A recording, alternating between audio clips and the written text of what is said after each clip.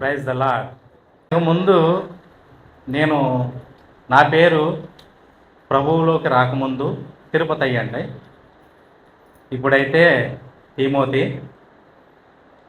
నేను భీమవరం దగ్గర మైప గ్రామంలో అక్కడ నేను ఉండేవాడిని అనమాట అండి. వాస్తవంగా నేను చదువుకున్నవాడిని ఎంబీఏ వరకు. ఆ తర్వాత అకౌంటెంట్గా నేను జాబ్ చేస్తున్నప్పుడు చిన్నప్పటి నుంచి నాకు మా తల్లిగారి ప్రేరేపణ వల్ల హిందూ మతంలో నాకు చాలా ఏంటంటే పూజల గురించి బాగాను తెలుసు అనమాట అండి. అయితే హిందూ మతంలో ఉన్నటువంటి చిన్నప్పటి నుంచి పెరిగిన పరిస్థితులను బట్టి హిందూ మతంలో ఉన్న చాలా పూజలు చేయటం కానీ, మా ఊరిలో రామాలయం ప్రతిష్ఠ చేసినప్పుడు కానీ మా ఇద్దరినే మీ పూజలు ఎక్కువ చేస్తామని చెప్పేసి విగ్రహ ప్రతిష్ఠకే మమ్మల్ని కూర్చోబెట్టారన్నమాట.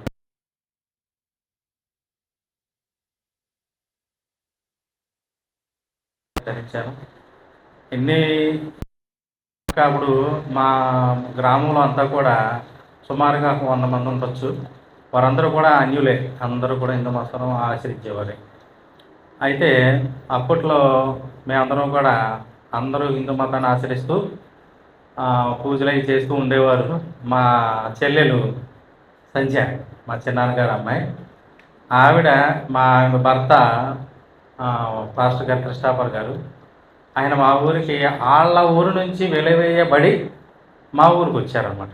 అక్కడ రామాలయం కట్టినప్పుడు వీళ్ళని సహకరించమంటే మాకు ప్రభువుకి వ్యతిరేకం మేము చేయలేమంటే వాళ్ళు ఆ గ్రామంలో వెలివేస్తారనమాట. ఆల్రెడీ మన పాస్టర్ గారు చెప్పి ఉన్నారు మీకు. ఆయన అక్కడ నుంచి మా గ్రామానికి రావడం జరిగిన తర్వాత మేమైతే అందరం పూజ చేసేవాళ్ళమే. నేను మా గ్రామానికి గుడికి ఒక పూజారిని పెట్టమంటే వాళ్ళేమో చూద్దాం అన్నారు. అయితే ఆ టైంకి లేట్ అయ్యేసరికి నేనే పూజ చేసేవాడిని.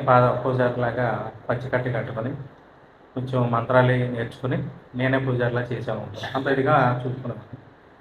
ఆ తర్వాత వీళ్ళు గ్రామంలో రావడం, వర్షెట్టి అందరూని ప్రభువులోకి తీసుకెళ్ళడం, పూజ చేసే వాళ్ళందరూ తగ్గిపోవడం. నాకు ఈయన మీద, పాస్టర్ గారి మీద, అవతానికి బావగారే చాలా కోపం ఉండేదన్నమాట. ఎందుకు ఇలాగా మొత్తం అందరిని లాగేసుకుంటున్నారు అని ఆ శ్రీరాముల వారిని నేను పూజించేటప్పుడు కోరుకునేవాను అనమాట. ప్రతి ఒక్కరిని వెనక్కి రప్పించేయండి స్వామి, అందరూ ఆ మతంలోకి వెళ్ళిపోతున్నారు అని. అలాగా ఆరాధన చేస్తున్న టైంలో కానీ ఏ ఒక్కరు వచ్చేవారు కాదు. వాళ్ళ మైక్ సెట్లు పెడితే మాకు చిరాకు వచ్చి, నేను హిందూ దేవుడి పాటలు డప్పులై ఉన్నాయి కదండి, అలాగా సౌండ్ పెట్టి వాళ్ళకి వ్యతిరేకంగా ఏమైనా పోస్టులు వస్తే కనుక క్రైస్తవులకి వ్యతిరేకంగా పెట్టేవాళ్ళు. అంత ఇదిగా అంటే వాళ్ళు మా చెల్లి వచ్చి ఒకసారి అనే మతంలోకి మార్చుకో, నువ్వు హిందూ మతం నుంచి రా అంటే నేను బైబుల్ సైతం ఇస్తే అది తీసుకెళ్ళి ఆటంకం మీద పడేశాను అన్నమాట. అయితే నువ్వు రావడానికి బంధుపరంగా అయితే రాగాని ఈ సువార్త చెప్పడానికి అయితే మాత్రం రావద్దు, మా ఇంటికి రావడానికి 3 సంవత్సరాలు మాట్లాడుతున్నాను అనేసి. అయితే అంతే మూర్ఖంగా ఉండేనమాట. అంతా ఇప్పుడున్న పరిస్థితుల లాగా కాకుండా అప్పుడు చాలా ఒక సౌలు ఎలా ఉండేవాడు అలా ఉండేవాడిని. మొత్తం చెప్పలేను, కొన్ని చెప్తున్నాను మీకు. అటువంటి పరిస్థితుల్లో నాకు భార్య పెళ్ళయ్యి 10 సంవత్సరాలు అవుతుంది. ఇప్పుడైతే ఒక 4 సంవత్సరాల క్రితం, సంవత్సరం క్రితం మా భార్యని మా ఊరిలో ఒక ఆవిడ తీసుకెళ్తాను అని బతిమాలింది అన్నమాట. అమ్మాయి బాబాయ్ అంటుంది నన్ను. బాబాయ్ తీసుకెళ్తాను పెళ్ళిని అంటే తను బతిమాల విధానం బట్టి, అమ్మ 2 రోజులు అంటే 2-3 రోజులు అయినా నేను అసలు పంపించకపోయినా సరే ఏదో అడుగుతుంది కదా, నాకు దర్శనం వచ్చింది, పిల్లలు పుడతారని చెప్పేసి అని అడిగేసరికి సరేలేమో 3 రోజులు, అంతకుమించి ఒక్క రోజు కూడా నేను అటువంటి పరిస్థితి పంపించడం జరిగింది. తర్వాత మా మిస్సెస్ ఫస్ట్ రోజున ఎలా ఉంది అని అంటే మా మిస్సెస్ అంది, నాకు ఎక్కట్లేదు, అందరూ మేము విగ్రహారాధన, నాకు ఎక్కట్లేదు, ఆ మాటలవి పాటలవి నాకు ఎక్కట్లేదు అంది. పర్లేదు మనలోనే ఉంది, చార్లేదు అంటున్నా. అలాగే 3 సార్లు అలాగే అనుకున్న టైంలో తర్వాత నేను బెంగళూరు పని మీద వెళ్ళాల్సి వచ్చింది. ఈ లోపల తను వెళ్తాం మొదలుపెట్టింది. ఇది ఇలా ఉండగా మా ఇంటికి మేము విగ్రహారాధన కదండి, పోయిన తర్వాత ఆయన ఒకప్పుడు ఇంటికి వచ్చాను. వచ్చి అయ్యా మీకు చేతబడి జరిగింది అని అంటే నేను అయ్యా నమ్మనండి నేను మీరేమో చెప్పవద్దు నాకు అని అంటే సర్లే అలా కాదంటే మీరు ఒకసారి నేను చెప్తానండి అయ్యేం చెప్పొద్దండి. వెళ్ళిపోయాడు. ఆయన వెళ్ళిపోయిన తర్వాత కొన్ని ఆయనకి ఇంకొక ఆయన వచ్చాడు.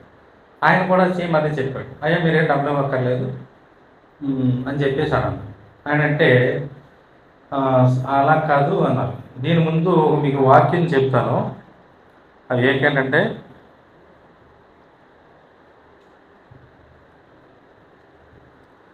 ద్వితీయోపదేశ కాండం 18వ అధ్యాయం 10వ వచనం 10-11 వచనాలు.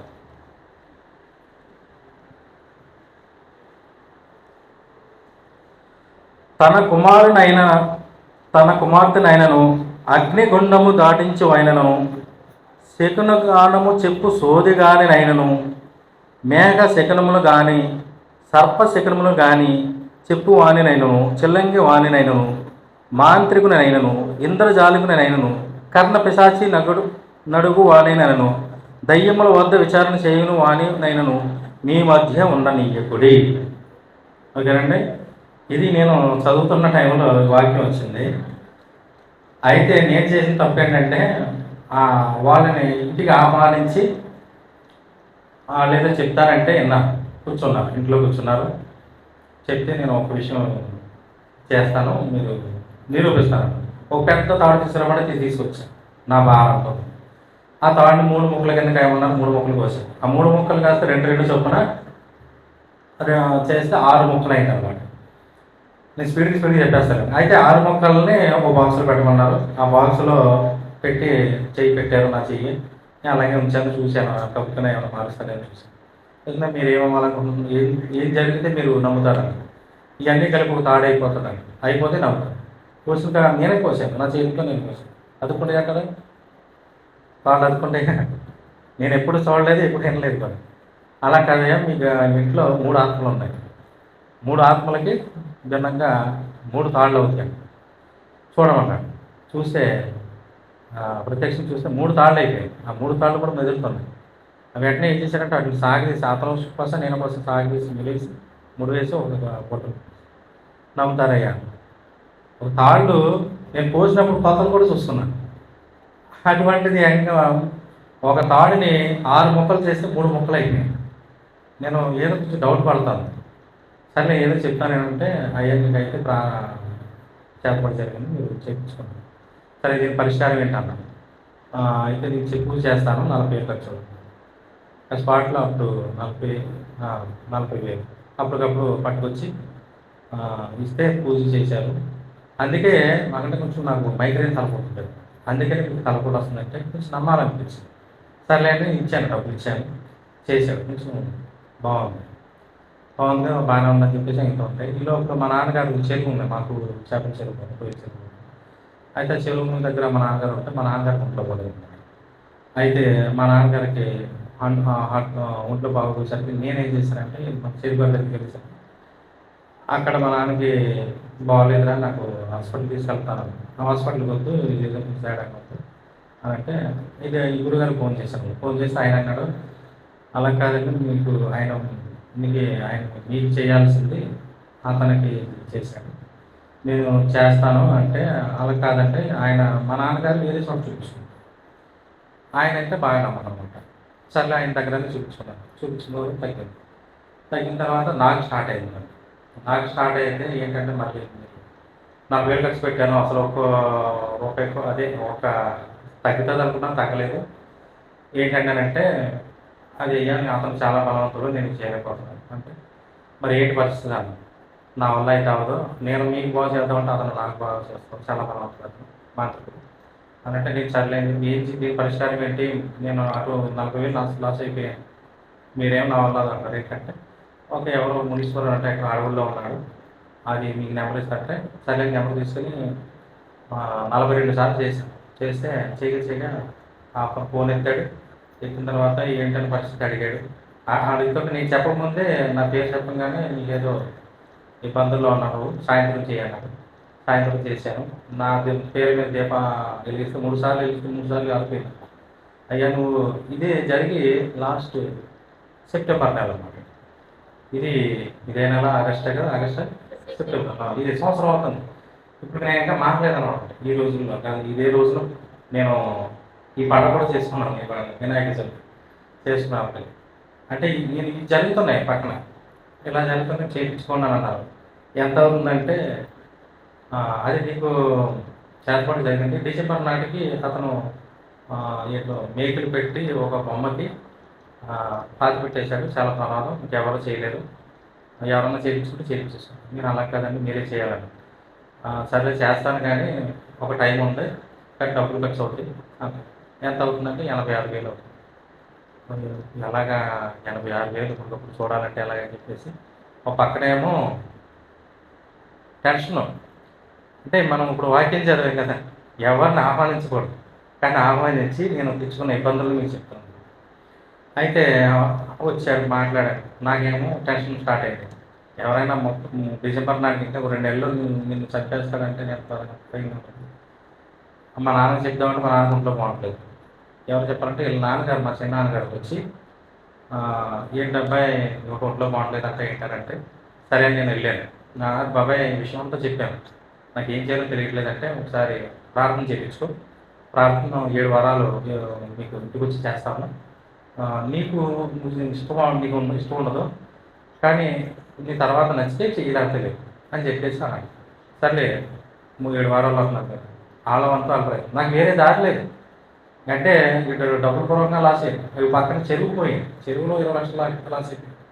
ఓ పక్కన చూస్తే ఏది అన్ని ఇంటికాడే కూర్చుంటున్నాను, తలపోటు ఎక్కువైపోయింది, విపరీతమైన తలకెక్కువ, షాప్లో కూర్చోలేకపోతున్నాను, అకౌంటెంట్గా చేస్తాను మనం, కూర్చోలేక చాలా అవస్థలు పడుతున్న టైంలో నాకు అన్ని టెన్షన్లు ఒకసారి వచ్చింది. ఏం బయటికి వెళ్తే హాస్పిటల్కి వెళ్ళాను, టెస్టులు చేయించుకున్నాను, ట్యాబ్లెట్ వేసుకుంటే తగ్గుతుంది, మళ్ళీ వచ్చేస్తాను. ఆ టైంకి 1 గంట 2 గంటలు తగ్గుతుంది, మళ్ళీ వచ్చేస్తాను. ఎన్ని చార్లు చేసినా ఇంకా డబ్బు ఖర్చు కానీ ఇంకేం చేయలేను అని అంటే అప్పుడు టైంలో మా చిన్నాన్న రావడం చెప్పడం. ఆ తర్వాత శనివారాలు 7 శనివారాలు పెట్టారు. ఎప్పుడు పెట్టారు? నవంబరు నెలాఖరు 2 వారాలను, డిసెంబర్లో 5 శనివారాలు వచ్చాయి. మొత్తం 7 శనివారాలు పెట్టారు. మొత్తం 3 శనివారాలు నేను ఆరాధన చేశాను, కానీ అందరూ వచ్చారు. మరి నాకు కొత్త కదా, 2 వారాలు అలా ప్రార్థన చేసి వెళ్ళేవారు. తర్వాత 3వ శనివారం ఒకటి అనుకున్నాను, ఏంటి నేను ఏం చేయట్లేదు, ప్రభు వాళ్ళ కోసం నా కోసం వీళ్ళందరూ వచ్చి ప్రార్థన చేస్తున్నారు, మనవంతుగా ఏదన్నా చేద్దాం, ఏం చేద్దామని నేను ఆలోచించా. వాళ్ళందరి మాటల్లో నేను అసలు ఏ మాట వినే ఉంటానమ్మా, ఏంటంటే మూర్ఖంగా ఉండేవాడిని. వాళ్ళందరూ మాట్లాడిన మాటల్లో ఏసయ్యా నీకు స్తోత్రం అనే పదం పదే వినపడుతుంది. నేను హిందూ మతంలో గాయత్రి మంత్రం కానీ మంత్రాలు ఉంటాయి, అవి జపించుకునే టైంలో ఇదే మంత్రం కింద ఎందుకు అనుకోకూడదని చెప్పేసి నేను జపించడం స్టార్ట్ అయ్యింది. 108 సార్లు అనుకున్నాను, అలా 108 సార్లు చేసుకుంటాగా ఒక అలా కళ్ళు మూసుకుని దగ్గరగా 80-90 సార్లు చేస్తుంటాను. ఆ టైంలో కళ్ళు మూసుకుంటే ఒక చీకటి అడవిలో మూసుకుంటే అలా చేసుకుంటే ఒక దేవుడి పేరు చెప్పండి, నాకు అందరూ వచ్చారు, నేను పూజించే దేవుళ్ళు అందరూ వచ్చారు. ఒక్కొక్కరు నా కళ్ళ ముందు అలా వెళ్ళిపోతున్నారు.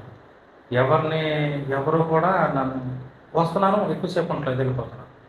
తర్వాత మళ్ళీ కళ్ళు తెరిచాను. ఆఖరణ ఒక భయంకరమైన దృశ్యం ఒకటి కనిపించింది. కళ్ళు తెరిచి మళ్ళీ మూసుకొని మళ్ళీ చేయగా తర్వాత ఒక చీకటి అడుగులో ఒక గొర్రెపిల్ల, గొర్రెపిల్ల నల్లటి గొర్రెపిల్ల, బంగారు పళ్ళు ఉన్న గొర్రెపిల్ల పడుకుని ఉంటే అది నేను చూస్తున్నాను. గొర్రెపిల్లని ఒక ఆయన నడుచుకుంటా వస్తూ, ఆ గొర్రెపిల్ల ఆయన వస్తుంటే ఒక వెలుతురు అనేది ఇలా నడుచుకుంటూ వస్తుందన్నమాట. ఆ వెలుతురు వస్తుంటే వచ్చి ఆయన ఏం చేస్తారంటే, నేను ఎప్పుడు చూడలేదు ఆ దృశ్యాన్ని, అదే అంతకుముందు ఇప్పుడు ఆయన అటువంటి పరిస్థితిని ఎప్పుడు చూడలేదు. ఆ గొర్రెపిల్లని కాస్త ఇలా తీసుకుని హత్తుకునేసరికి అది తెల్లగా అయిపోయింది. హల్లెలూయా. అది ఏంటంటే అది వచ్చిన ఆయన చేతిలో వంకర తిరిగిన కర్ర ఒకటి ఉంది. నాకు ఆ యేసుప్రభు ఎలా ఉన్నాడు కూడా అంటే ఫోటోలో చూడడం తప్ప ఎప్పుడు అబ్జర్వ్ చేయలేదు, మనకు అంత పట్టించుకోం కాబట్టి అబ్జర్వ్ చేయలేదు. ఆయన వచ్చేటప్పటికి నేను నా ఆత్మ ఘోషిస్తుంది, ప్రభువా ప్రభువా ప్రభువా అన్నాను. ఆయన నడుచుకుంటూ వెళ్తున్నారు, నేను ఆయన ముఖం చూడలేకపోతున్నాను. చూసి ఆయన వెనకాల వెంబడిస్తాను. కొంత దూరం అయిన తర్వాత ఆయన చూస్తుంది. నేను మళ్ళీ ఇంకా కళ్ళు తెరిచి చూసేటప్పటికి నా షర్ట్ అంతా కూడా మొత్తం కన్నీళ్ళతో తడిసిపోయి, అసలు ఏడుపు అంటే ఏంటో తెలియదు నాకు. నా కళ్ళు తెచ్చి చూసేటప్పుడు మొత్తం షర్టు. అందరూ ప్రార్థనలో ఉన్నారు. ఈ ప్రార్థనే నాకు అనిపించాలి ఆ టైంలో. ఒక్కసారిగా అందరూ ఏకధాటిగా ప్రార్థన చేస్తున్నారు. చేస్తున్న టైంలో నాకు ఈ దర్శనం రావటం, మొత్తం కళ్ళు తెచ్చి అలా చూసేటప్పటికి ప్రశాంతమైన వాతావరణం, ఎప్పుడు అనిపించిన ఆనందం, అప్పుడుతో దెబ్బకి నా శిరస్సులో ఉన్నటువంటి తలపోటు మొత్తం పటాపంచలైపోయింది అనమాట. హల్లెలూయా! అలాగా దేవుడు విశ్వాసంతో చేస్తే కంపల్సరిగా కార్యం జరుగుతాయి అన్నమాట. అప్పుడు నేను అనుకున్నాను, తండ్రి నేను 7 వారాలే చేసి మానేద్దాం అనుకున్న టైంలో అలా మరలా మిగిలిన వారాలు కూడా కంప్లీట్ చేసి ఏమైనా సరే నేను ఎప్పుడు చూడనంటే ఆనందం, ఎప్పుడు చూడనటువంటి సంతోషం అన్నీ చూశాను. ఇది కదా మనకు కావాల్సింది. ఎంత డబ్బులు ఉంటే సుఖమే ఉంది, మనశ్శాంతి అనేది లేదు. నాకు మనశ్శాంతి దొరికింది, నెమ్మది ఒకటి వచ్చింది, ధైర్యం వచ్చింది. నాకు ఇన్ని సమస్యలు వచ్చినా అప్పుడు ధైర్యంగా వచ్చేసరికి మనకు కావాల్సింది అది. ఒకప్పుడు నేను చదువుకున్న రోజులు అలా ఉండేవాడిని. ఆ తర్వాత చాలా టెన్షన్స్ అన్నీ మొదలైనవి, ప్రాబ్లమ్స్ మొదలైనవి. నేను ఏ దేవుడికో ముక్కాను, ఎప్పుడు కూడా నాకు ఇంతటి ఆనందం, ఎటువంటి సంతోషం ఎక్కడా అనిపించలేదు. ఇప్పుడు అనిపించేసరికి సర్లే ఏమైనా సరే నేను బాప్టిజం తీసుకోవాలి. ఫిబ్రవరి నెలలో బాప్టిజం తీసుకున్నాను పాస్టర్ గారికి చెప్పి. నేను జరిగేది సుమారుగా 6 సంవత్సరాలు 6 నెలలు 7 నెలలు అవుతుందంటే ఇంకా అప్పటి నుంచి వదిలిపెట్టలేదండి. ఉదయం సాయంత్రం తెల్లవారుజాము లేచి సాయంత్రం పడుకునే ముందు ప్రార్థన మాత్రం కంపల్సరీగా చేస్తాను. అప్పటి నుంచి నేను అనుకున్న కార్యాలన్నీ జరిగినాయి. అవన్నీ చెప్తే మీకు టైం ఉండదు. ఏదనుకుంటే అది కన్నీటితో ప్రార్థన, అంటే కన్నీటితో విత్తువారికి సంతోషంతో పంట పోయేదని మనకు ఉన్నది కదా. అలాగా నాకేం తెలియదు, ప్రార్థన అలా చేయలేదు తెలియదు. ఇప్పటికీ ప్రార్థన రాదు, అలా నేర్చుకుంటున్నాను అందరిని చూసి. అలాగ ప్రార్థన చేయడం, నా చెరువులో మేతలు లేవని ఒకసారి ప్రార్థన చేస్తే ఆయనే మామూలుగా వచ్చినట్టు అనుకున్న దానికంటే ఎక్కువ వచ్చింది. నాకు ఏంటంటే అడగటమే, తండ్రి మనకి ఏదైనా బాధ వచ్చి కన్నీటితో అడిగితే కంపల్సరిగా చేస్తాను. మన దేవుడు గొప్ప దేవుడు. ఇంకో విషయం ఏంటంటే ఆ తర్వాత అన్నీ జరిగినాయి. క్రైస్తవ్యం అంటే నేను 2 విషయాలు చెప్తున్నాను. ఇది ఒక మతం కాదండి, ఇది ఒక మార్గం. ఇందులో ప్రతి ఒక్కరు కూడా మంచి వైపే నడిపిస్తారు. జాలి, దయ, ప్రేమ, ఆప్యాయత, ఇవన్నీ నేను చూశాను. ఎక్కడ ఎంతమంది ఎప్పుడు పొందలేదు. ఇది ఇప్పుడు నేను అదే చెప్తున్నాను. ఇక్కడ ట్రైనింగ్ వచ్చాను, సంతోషం ఎప్పుడూ లేదు. అంత ఆనందం అది పొందేవారికి తెలుస్తుంది అనమాట. అది మన క్రైస్తవులకి వేసుకుంటాం. హల్లెలూయా! ఈ చిన్న సాక్ష్యానికి మన మహిమ ఘనత ప్రభువుకి చెందును గాక.